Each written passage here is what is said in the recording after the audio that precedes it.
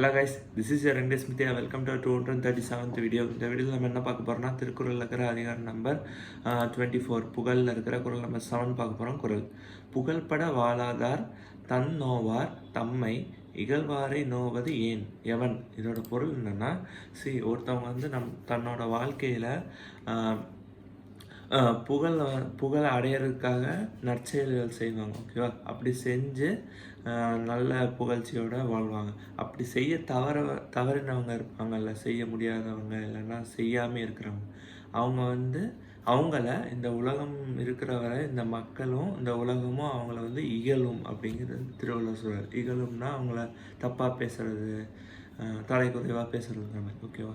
So இந்த இகழ்ச்சிக்கு என்ன காரணம்னு அவங்க உணர்ந்து அதை ஃபீட்பேக்காக வச்சு அவங்களே திருத்தி கொள்ளணும் அப்படின்னு சொல்கிறாங்க. அப்படி திருத்தி கொள்ளாமல் நம்மளை தான் இகழ்ந்துட்டாங்களே, நம்ம எதுக்கு பண்ணணும் அப்படின்னு ஒரு தப்பான அப்ரோச்சில் அவங்க போகக்கூடாது. அப்படி போகிறதுனால எந்த யூஸுமே இல்லை அப்படின்னு திருவள்ளுவர் சொல்கிறார். ஸோ நம்மளுமே மற்றவங்களுக்கு நல்ல செயல்கள் செஞ்சு உதவி செஞ்சு புகழோடு வாழணும் அப்படிங்கிறது சிம்பிளாக திருவள்ளுவர் சொல்கிறாரு. நன்றி.